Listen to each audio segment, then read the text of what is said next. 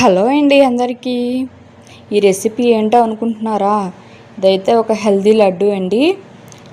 ఈ లడ్డు వచ్చేసి మనకి పిల్లలకి చాలా అవసరం, బలంగా కూడా ఉంటుంది. మీరు కూడా ఒకసారి ట్రై చేయండి. ముందుగా అయితే పల్లీలు వేపించుకుంటున్నామండి.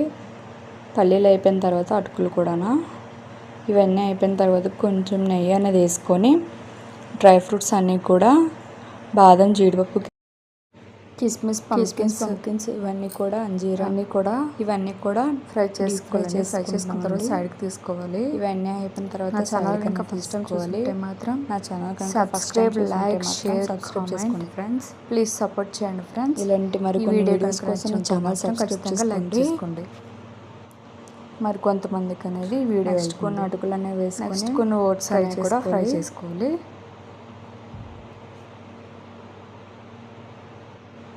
మీకు ఎలాంటి వీడియోస్ కావాలైన తర్వాత కామెంట్ సెక్షన్లో కొంచెం నెయ్యి వేసుకొని తునుపప్పు అనేది కూడా ఫ్రై చేసుకోవాలి. నా ఛానల్లో ఉన్న వీడియోస్ కన్నా కూడా చూసి నచ్చితే కనుక ఈ వీడియో కనుక మీకు నచ్చుంటే మాత్రం లైక్ చేసుకోండి. కొంచెం ఆయిల్ అనేది కొంతమంది తునుపప్పు అనేది ఫ్రై చేసుకోండి. ప్లీజ్ సపోర్ట్ చేయండి ఫ్రెండ్స్. పార్ట్ 2 అనేది తొందరలోనే పెడతాం.